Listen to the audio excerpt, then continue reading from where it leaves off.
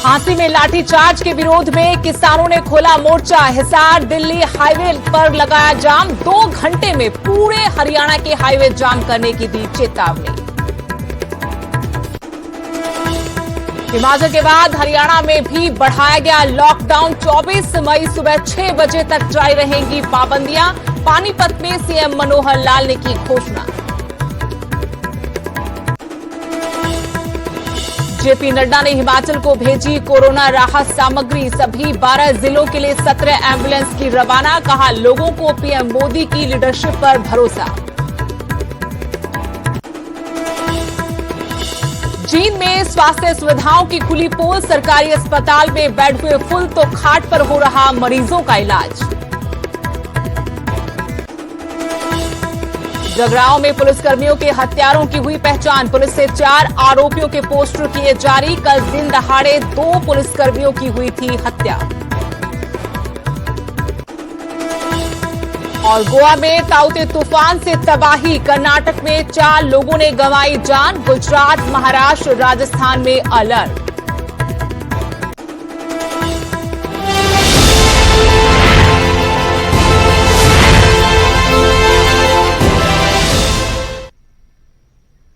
नमस्कार, आपके साथ मैं हूं स्तेश नैन मोर। बुलेटिन की शुरुआत करेंगे बड़ी खबर के साथ। बड़ी खबर हिसार से, जहां हांसी में लाठीचार्ज के बाद किसानों का गुस्सा फूट पड़ा है। लाठीचार्ज के विरोध में किसानों ने हाईवे जाम कर दिया है। हिसार दिल्ली हाईवे पर किसानों ने जाम लगा दिया है।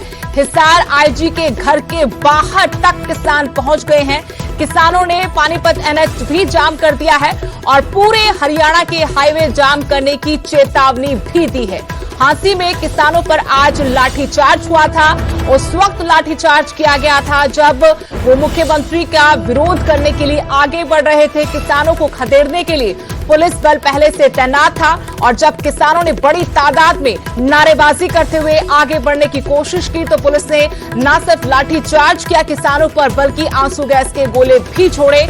आपको तस्वीरें हम दिखा रहे हैं जिनमें किसान नेता गुरनाम सिंह चढ़ूनी को भी आप मंच पर देख पा रहे होंगे। बड़ी संख्या में महिलाएं यहां पर इकट्ठा हुई हैं और लोगों ने किसानों ने अब हाईवे जाम कर दिया है। चेतावनी यहां तक दी है कि अगले 2 घंटों में हरियाणा के सभी हाईवे किसान जाम कर देंगे। फिलहाल बड़ी खबर, हिसार दिल्ली हाईवे पर किसान बैठ गए हैं। हिसार आईजी के घर तक किसान पहुंच गए हैं। किसानों ने पानीपत एनएच को भी जाम कर दिया है और साथ ही पूरे हरियाणा के हाईवे अगले 2 घंटे में जाम करने की चेतावनी दी है। इनकी नाराजगी किसानों पर हुए लाठीचार्ज को लेकर है। हांसी में आज किसानों पर लाठीचार्ज हुआ था जब बड़ी संख्या में आसपास के गांव के किसान मुख्यमंत्री मनोहर लाल के दौरे का विरोध करने के लिए सड़क पर उतरे थे। मुख्यमंत्री हिसार में कोविड-19 के अस्थायी अस्पताल का उद्घाटन करने आ रहे थे और जब ये जानकारी किसानों को मिली तो बड़ी संख्या में किसान इकट्ठा हुए मुख्यमंत्री का विरोध करने के लिए। हाथों में झंडे लेकर नारेबाजी करते हुए जब ये किसान आगे बढ़ रहे थे, पुलिस ने इन्हें रोका, लाठीचार्ज किया। जब किसानों ने बैरिकेडिंग तोड़ी और उसके बाद आंसू गैस के गोले भी छोड़े। ये तस्वीरें इस वक्त हम आपको दिखाएं जहां पर बड़ी संख्या में किसान इकट्ठा हुए हैं। गुरनाम सिंह चढ़ूनी किसान नेता यहां इनको संबोधित कर रहे हैं। उनकी तरफ से सवाल ये भी मुख्यमंत्री पर उठाया गया था कि जब प्रदेश में लॉकडाउन लगाया गया तो फिर मुख्यमंत्री 500 लोगों के साथ कार्यक्रम कैसे कर सकते हैं और जानबूझकर मुख्यमंत्री किसानों से पंगा ले रहे हैं। ये तस्वीरें जब किसानों ने लाठीचार्ज के विरोध में बड़ी संख्या में पहुंचकर हिसार दिल्ली हाईवे को जाम कर दिया। तस्वीरें आपको दिखा रहे हैं। बड़ी तादाद में सुबह से किसान जुटना शुरू हो गए थे। जैसे ही इनको जानकारी मिली, खबर मिली कि मुख्यमंत्री मनोहर लाल हिसार पहुंचेंगे, कोविड-19 अस्थायी अस्पताल का उद्घाटन करने हिसार आएंगे, आसपास के गांव बड़ी संख्या में इकट्ठा हुए और पुलिस पहले से तैनात थी। बैरिकेडिंग की गई थी किसानों को आगे बढ़ने से रोकने के लिए, लेकिन किसान बैरिकेडिंग हटाते हुए आगे बढ़ने लगे तो पुलिस ने इन्हें रोकने के लिए लाठीचार्ज किया, आंसू गैस के गोले छोड़े। किसानों का आरोप यहां तक कि उन पर रबर की गोलियां चलाई गई। कई किसान घायल हुए हैं, लेकिन अब इस लाठीचार्ज के विरोध में जगह जगह किसान सड़कों पर बैठ गए हैं। हमारी 3 मांगे हैं। नंबर 1, जिन लोगों को गिरफ्तार किया गया हो उन लोगों को तुरंत छोड़ दें। और नंबर 2, जो उन्होंने गाड़ियों का नुकसान जानबूझ के किया, देख रहे हैं आप, गाड़ी के शीशे तोड़े और भी कई बहुत से व्हीकलों का नुकसान किया है, वो सरकार पूरा करे, सरकार उनको ठीक कराए। और तीसरी मांग, जिन्होंने लाठी चार्ज किया है उन पे मुकदमा दर्ज हो। तो अब क्या फैसला लिया? ये 3 मांगों को लेकर 1 घंटे का टाइम दिया था, हमारे पास कोई बातचीत के लिए नहीं आया। अभी हम 2 घंटे के लिए पूरे हरियाणा के अंदर सारे हाईवे जाम करवाएंगे।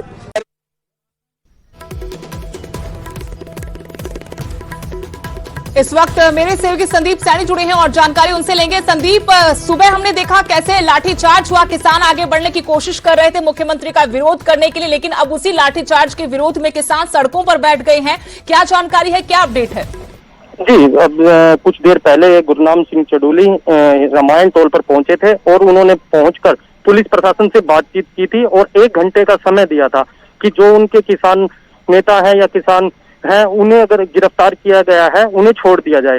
लेकिन 1 घंटा बीत जाने के बाद उनकी रिहाई नहीं हुई, तो उसके बाद गुरनाम सिंह चड़ूनी ने इस रामायण टोल से एक बयान जारी किया और फैसला लिया कि अब से कुछ देर बाद 2 घंटे के लिए पूरे हरियाणा के हाईवे जाम होंगे और कुछ हिसार के आईजी हैं राकेश कुमार, उनके घर का घेराव किया जाएगा।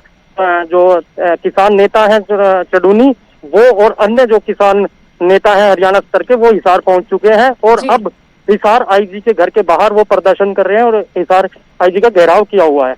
और उन्होंने साफ कर दिया था कि पूरे हरियाणा 2 घंटे के लिए हाईवे जाम होंगे। अगर फिर भी उनकी मांग नहीं मानी गई तो कल सुबह पूरे हरियाणा के थानों का घेराव किया जाएगा। जी, लेकिन इस सारे विवाद पर और इस तनाव पर क्या किसी पुलिस के आला अधिकारी से आपकी बातचीत हो पाई है? क्योंकि जैसा कि आपने जानकारी भी दी कि आईजी के आवास का घेराव किसान कर रहे हैं, नारेबाजी हो रही, बड़ी संख्या में वो लोग यहाँ पर पहुंचे हैं, तो क्या अधिकारी इस मसले पर कुछ बोल पा रहे हैं?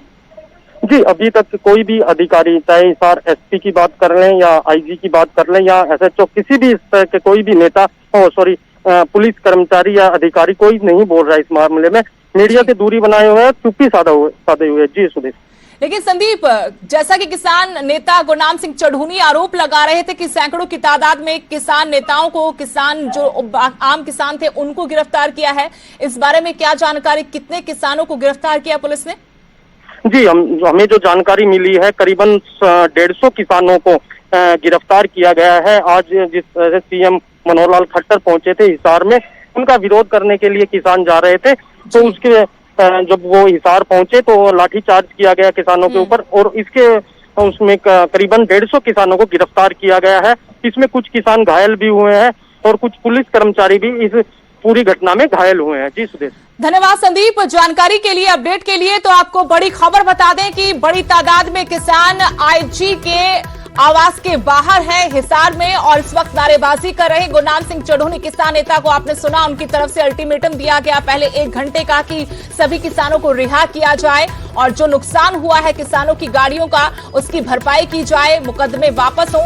लेकिन अब जानकारी ये मिल रही है कि 2 घंटे के लिए पूरे प्रदेश के हाईवे जाम करने की चेतावनी भी दी है। साथ ही हिसार आईजी के आवास का किसान घेराव कर रहे हैं। किसानों में गुस्सा, नाराजगी, हांसी में जो किसानों पर लाठीचार्ज हुआ उसके विरोध में आपको 2 तस्वीरें इस वक्त हम दिखा रहे हैं।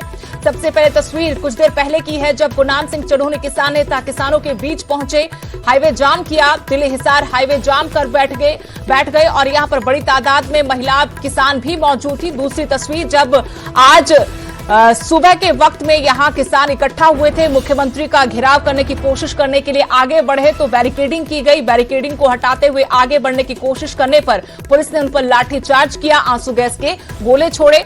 और जानकारी यह भी है कि करीब 150 किसानों को पुलिस ने गिरफ्तार किया है, मुकदमे दर्ज किए हैं और आगे पुलिस पर यह दबाव लगातार किसान बना रहे हैं कि जितने किसानों को गिरफ्तार किया है उनकी रिहाई तुरंत की जाए।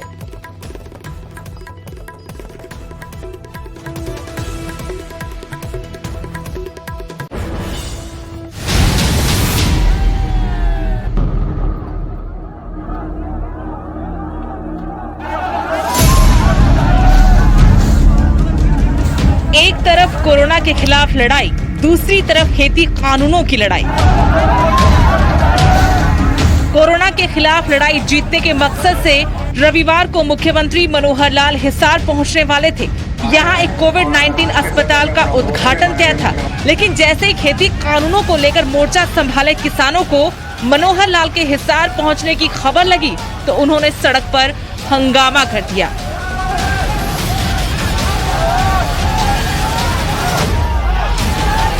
अपने जाने पहचाने अंदाज में किसान हांसी से हिसार की तरफ आगे बढ़ने की कोशिश करते रहे, लेकिन पुलिस का पहरा भी कड़ा था और फिर वही हुआ जो पिछले कई महीनों से देखते आ रहे हैं, पुलिस और किसानों के बीच सीधा टकराव।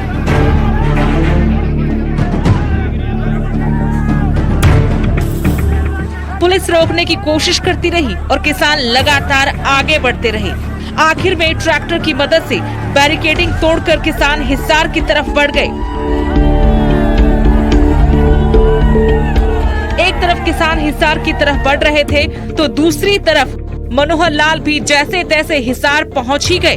मुख्यमंत्री ने 500 बेड के अस्थायी कोविड-19 का उद्घाटन किया और फिर चले गए, मगर हालात उसके बाद और ज्यादा बेकाबू हो गए।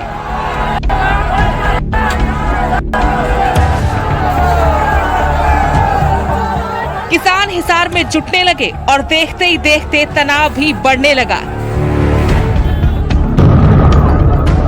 किसानों को रोकने की कोशिश बहुत की गई, मगर जब बात नहीं बनी तो आखिर में पुलिस को लाठी चार्ज का सहारा लेना पड़ा। जिंदल चौक के पास ही किसानों पर पुलिस की लाठियां चली और साथ साथ आंसू गैस के गोले भी। ना ये पहली बार हुआ है, ना ही शायद आखिरी बार कि किसान और सरकार इस तरह से आमने सामने खड़े हैं। साथ में एक सवाल भी पहले की तरह बरकरार है कि आखिर इस तकरार का अंजाम क्या होगा। हिसार से संदीप सैनी, न्यूज़ 18।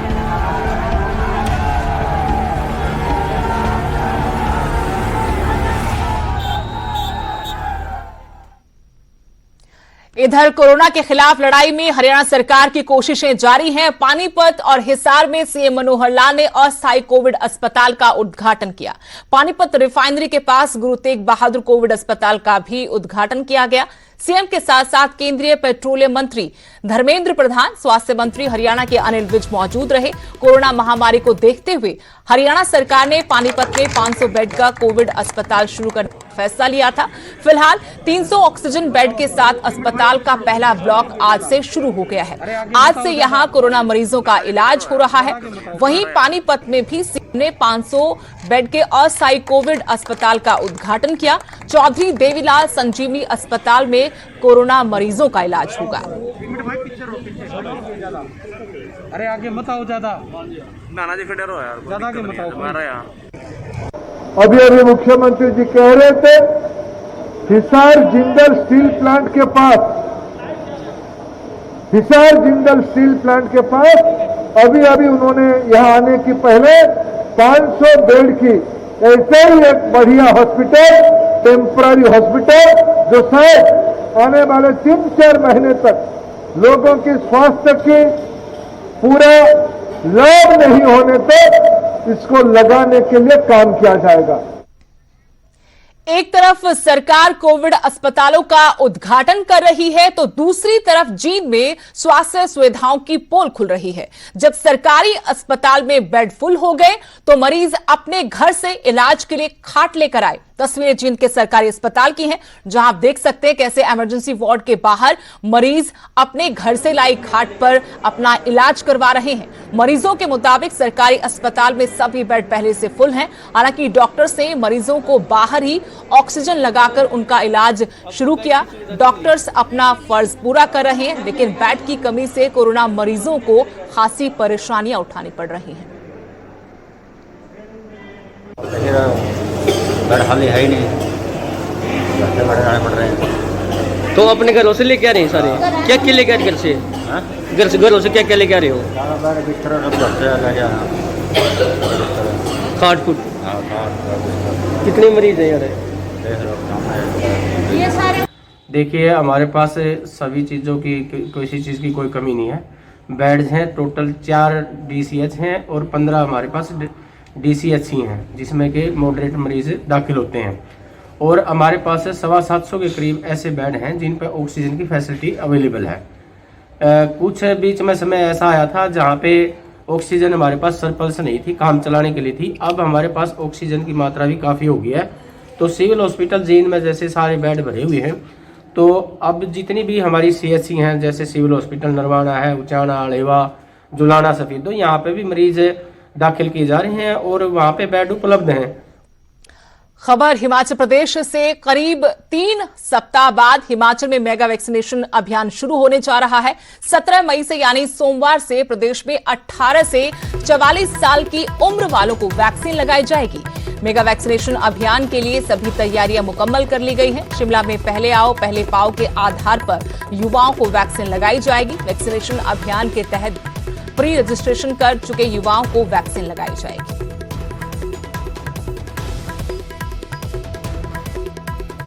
से 40 वर्ष की वैक्सीनेशन है वो 17 तारीख से शुरू होने जा रही है और इस चरण के लिए हमें जो वैक्सीन स्टेट लेवल से आई है वो शिमला डिस्ट्रिक्ट के लिए हमें 13,670 डोजेज आई हैं। तो ये 13,670 डोजेज जो हैं हमने 31 मई तक हमने कवर करना है और इसमें हम हर सप्ताह में 2 सेशंस रखेंगे, दो दिन सेशंस रखेंगे, एक सोमवार को और एक वीरवार को। तो अभी जो 17 तारीख को होगा उसके बाद 20 तारीख को है और उसके बाद 24, 23 और 31 तारीख, इस तरह से हम करेंगे। तो 17 तारीख के सेशंस आज हमने शेड्यूल कर दिए हैं। हिमाचल में कोरोना पर काबू पाने के लिए 26 मई तक कर्फ्यू लगाया गया है। वहीं ग्रामीण इलाकों में कोरोना को फैलने से रोकने के लिए सख्त कदम उठाए गए हैं। चंबा की बात करें तो लोग कोरोना गाइडलाइंस का पालन कर रहे हैं। कर्फ्यू में बाजारों में भीड़ ना के बराबर है। वहीं डलहौजी में भी ज्यादातर लोग अपने घरों में ही कैद हैं। हालांकि जरूरत के मुताबिक सामान लेने के लिए दुकानें खुली हैं। प्रशासन ने भी लोगों से अपील की है कि बहुत ही जरूरी हो तभी घरों से बाहर निकले। अच्छा पालन किया है, कोई घर से बाहर नहीं निकला है और उससे जो है हमारे केसेस भी कम आ रहे हैं। सरकार ये कदम जो है सराहनीय उठाया था, अच्छी बात है। इससे हमारे गरीब जनता, गांव की जनता, जैसे जो छोटे मोटे कारोबार करते थे, जैसे मेरा एक ढाबा है जिसमें हम रोजी रोटी कमाते थे, अपना परिवार का खर्चा उठाते थे, वो काम धंधे बंद हो गए हैं। कोई आने जाने वाला है नहीं। सुबह 10 बजे से 1 बजे तक सरकार ने टाइम दिया हुआ है खोलने का, उसमें तो 10 रुपये तो बन नहीं रहे हैं और हम अपना गरीब आदमी परिवार का खर्चा कैसे उठाएंगे। हिमाचल में कोरोना की खतरनाक रफ्तार है, लेकिन अब कोरोना को मात देने के लिए आयुर्वेद का सहारा लिया जा रहा है। ऐसा दावा किया जा रहा है कि आयुष मंत्रालय की आयुष 64 दवाई कोरोना संक्रमितों के लिए रामबाण साबित हो रही है। महज 7 दिनों में कोरोना मरीज की रिपोर्ट नेगेटिव आ रही है।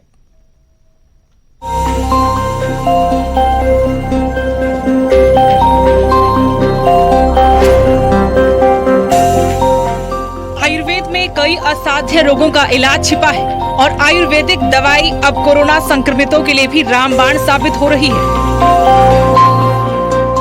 आयुष 64 दवाई कोरोना मरीजों पर कारगर साबित हो रही है। 90 के दशक में इस दवाई को मलेरिया के इलाज के लिए इस्तेमाल किया गया था और अब जब कोरोना कहर ढा रहा है तो इसे कोरोना मरीजों को दिया गया और अब इसके सकारात्मक परिणाम सामने आ रहे हैं। सिर्फ 7 दिनों में कोरोना संक्रमित मरीजों की रिपोर्ट नेगेटिव आ रही है।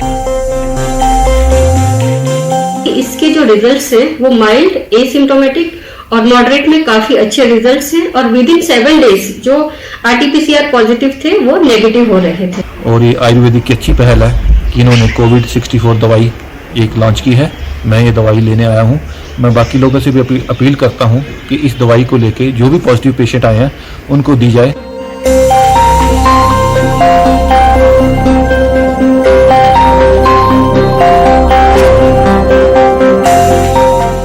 उधर सिरमौर में भी कोरोना मरीजों का इलाज आयुर्वेद से किया जा रहा है।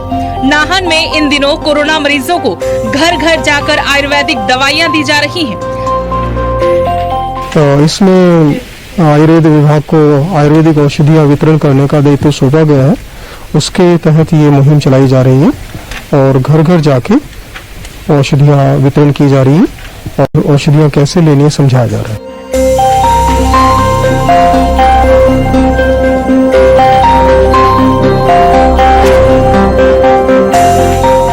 आयुर्वेदिक दवाई के सकारात्मक नतीजों को देखते हुए सरकार और प्रशासन तो उन्हें बड़े स्तर पर आवंटित कर रहा है, साथ ही लोग भी आयुर्वेद की तरफ आकर्षित हो रहे हैं। मंडी से वीरेंद्र भारद्वाज के साथ नाहन से सतीश शर्मा, न्यूज़ 18। देश में कोरोना का कहर थमता नहीं दिख रहा है। बीते 24 घंटों में एक बार फिर 3 लाख से ज्यादा नए मरीज सामने आए। सरकार इस स्थिति पर काबू पाने में दिन रात जुटी है। खुद पीएम मोदी स्थिति पर पूरी निगरानी रख रहे हैं। आज भी पीएम मोदी ने 4 राज्यों के मुख्यमंत्रियों से बातचीत की।